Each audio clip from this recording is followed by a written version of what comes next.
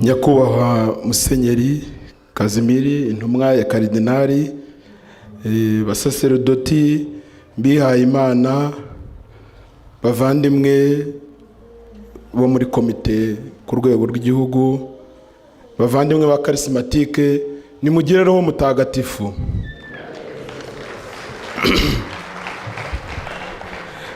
Ndashimira Imana yaduhaye umunsi w'ubumwe bwacu ngo duhurire hamwe, dusangire isengesho, dusangire ijambo ry'Imana, dusangire igitambo cy'Ukaristiya nk'uko buri mu murongo dukomora ku mibereho y'abakristo ba mbere. Ivugururwa muri Roho Mutagatifu, natwe tugakomeza muri uwo murongo. Impamvu turi hano uyu munsi turayisanga mu gitabo cy'ibyakozwe n'intumwa, umutwe wa 2 umurongo wa 42. Kumva inyigisho z'intumwa, gushyira hamwe kivandimwe, kumwanyura hamwe umugati no gusenga. Ibyo nibyo bigomba kuduhuza. Ndabashimira rero ko mwese mwaje tukifatanya muri ubu bumwe. Turacyari mu byishimo byo guhimbaza Pentekoste, twavuguriye kandi tukakira ingabire za Roho Mutagatifu. Uwo Roho twahawe nadutera imbaraga zo gukomeza kunga ubumwe no kugendera hamwe muri gahunda za Kiliziya, muri gahunda zivugurwa muri Roho Mutagatifu. Buri wese abigira ibye, abyitangire, akorane ishyaka n'umwete. Turashimira Imana intambwe ikomeje guterwa mu gukora isengesho ryo gusabira abarwayi, kubohoka n'ibindi byifuzo binyuranye. Nimukomeze abasaseridoti nabo turabashimira ko bakomeza kutuba hafi mu maparuwasi yacu. Turabasaba ko bakomeza kudufasha kugira ngo turusheho koko kuba ibisubizo by'ibibazo bimwe na bimwe. Duhuye rero mu gihe dufite amakoraniro amwe n'amwe atabasha guterana nk'uko bikwiye kubera impamvu zitandukanye tuzi. Ivugururwa rero muri Roho Mutagatifu muri archidiyoseze yacu dufite abavandimwe bagera ku 7,000. Nubwo dufite abacitse intege, turabasaba gukomeza gusura abacitse intege no kubitaho no kubasabira. Muri uyu mwaka mu gihe cya Pentekoste kandi dufite abasenderejwe barenga 1,000 muri archidiyoseze yose. Dushimiye Imana kandi nabo turabashimira ko bumva ijwi rya Roho Mutagatifu bakavugurura ingabire bahawe mu gukomezwa no muri batisimu. Kugira ngo rero tubashe gukora Kiliziya bashize amanga, turabifuriza kutazazipfukirana, babere bose urugero. Aba dufite basenderejwe muri uyu mwaka bahaguruka tukabasuhuza.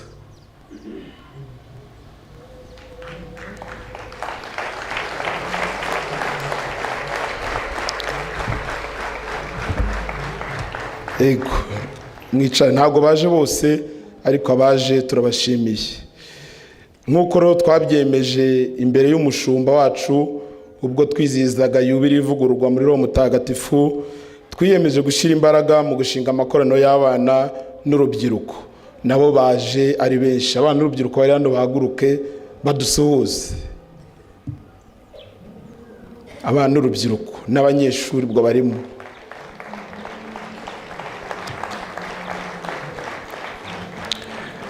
Murakoze. Nitubishyiremo imbaraga, urubyiruko turwegere kandi tubatega amatwi, nibo bazakomeza amakoraniro, nibo bazakomeza kuyakuza.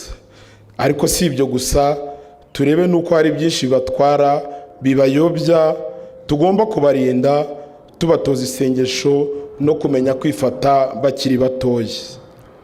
Amakoraniro menshi yiganjemo ibibazo by'intege nke, kudahuriza hamwe mu bikorwa by'ivugururwa. Nidushyire rero imbaraga mu iyogezabutumwa rihwitura abantu kandi duterana inkunga buri wese mu ntege nke ntawe uhutajwe. Insanganyamatsiko yacu muri uyu mwaka iragira iti nimusenge nta buryarya. Turahamagarirwa rero guhuza imisengere yacu n'imibereho yacu ikwiye, turangwa n'imbuto za Roho Mutagatifu.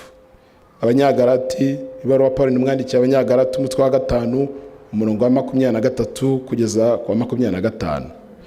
Tuba abakristo bakomeye batajegajega, twitoze kenshi gusingiza Imana, gushengera cyane, tukaba imbere ya Yezu kenshi, tukamenya kubakira ibintu byose ku isengesho, kubanza gusenga mbere y'igikorwa, kuko isengesho biri gukuramo ikibi cyose.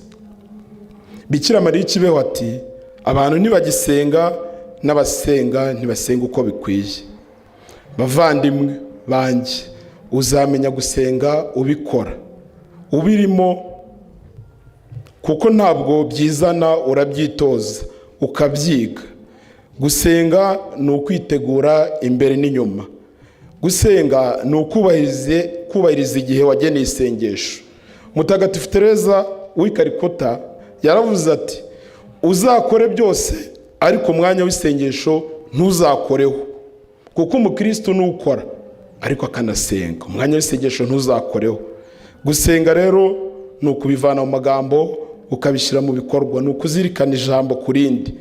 Gusenga ni uguhata. Niba ushaka gusenga, uzihatire gusenga, kuko umenya gusenga ari uko usenga. Umenya gusenga n'igihe wumva utabishoboye. Martin Luther King yaravuze ati, umwuga w'umukorodoniye ni ukudoda inkweto. Ni nako rero umurimo w'abakarismatike ari isengesho, gusingiza Imana. Bavandimwe rero, ubumwe bwacu twabuje no kwishimira yubile y'imyaka 50 Arikidiyoseze ya Kigali maze ishinzwe, mu ntego igira iti, urugo igicumbi cyogezabutumwa n'amizero ya Kiliziya. Ni umwanya wo kwishimira ibyiza dukesha Kiliziya umubyeyi wacu, umwanya wo kugarukira Imana, kuba abakarismatike bubariza umurongo wa Kiliziya, dore umwana ko adakura ngo asumbe ijosi. Niturangamire Kristo wese soko y'amizero n'ubuvandimwe. Urugo rw'abakarismatike koko ruba igicumbi cyogezabutumwa n'amizero. Iwacu mu rugo buri wese ururimo ahabonera umunezero, isengesho nk'uko twahoze tubivuga. Banyakubahwa Musenyeri n'abasaserdoti, tuzakomeza gufatanya n'abandi bakristo muri urugendo rwa yubile mu kubaka ubumwe bwacu, tumurikiwe na Kristo wese soko y'amizero n'ubuvandimwe nyabwo. Turashimira kandi abasaserdoti badushinzwe uburyo badahwema kutuba hafi. Mukomerezaho, mutwegere, tubegere, tubasure, namwe mudusure, mutugire inama, tuganire, twungurane ibitekerezo, uburyo ivugururwa ryatera imbere, rigateza imbere na paruwasi zacu imbere mu bukristo no mu bindi bikorwa. Babumoneye bacu turabakunda n'impamo. Mu gusoza, reka mbisabire, turi abakarismatike. Abakarismatike ni ukuba abakristo basigasira ibya Kristo, tugasangira ijambo ry'Imana, uko uvuga, uko ukora, bibera abandi ubuhamya bwiza, butuma n'abandi bifuza kuza mu ikoraniro. Umubare mu makoraniro ukiyongera. Mureke twicare, twibaze niba atari twe dutuma abandi batinjira. Turebe impamvu amakoraniro yacu adakura. Irebe, wibaze niba nta ruhare ubifitemo. Nimugende mwera imbuto, kuko ubuhamya bwacu bukurura abandi. Dukore neza, baturebereho. Ubumwe dufitanye nibwo buzatuma amakoraniro yacu akomera. Duhurize hamwe, abana n'ababyeyi bakunga ubumwe, umugabo n'umugore bahurize hamwe, bunga ubumwe muri byose, kandi byose tugahozwa n'isengesho. Umusanzu wo kubaka isambu yacu turusheho kubigira ibyacu. Wishaka gutegereza ko uzabona amafaranga menshi, muhurize hamwe utwo dukeya mufite, ariko buri kwezi tuboneke, kugira ngo buhoro buhoro tuzagenda tubigeraho, kuko ari rwo rugendo. Ababishoboye namwe mujye muhasura, ariko muharebe, kuko ari heza kandi ari icyicaro cyacu. Dufite rero gahunda zihutirwa zivugurwa muri uwo mutagatifu. Dufite urugendo nyobokamana Kibeho hamwe n'umwepiskopi ku itariki 20/6. Ivugurwa kandi twese hamwe tuzajya gutaramira umubyeyi Bikira Mariya natwe mu kwezi kwa 11. Ubumwe rero hari dufite umwiherero w'abayobozi b'amaparuwasi na diocese mu gihugu hose kuva ku itariki 23 kugeza kuri 30 z'ukwa munani.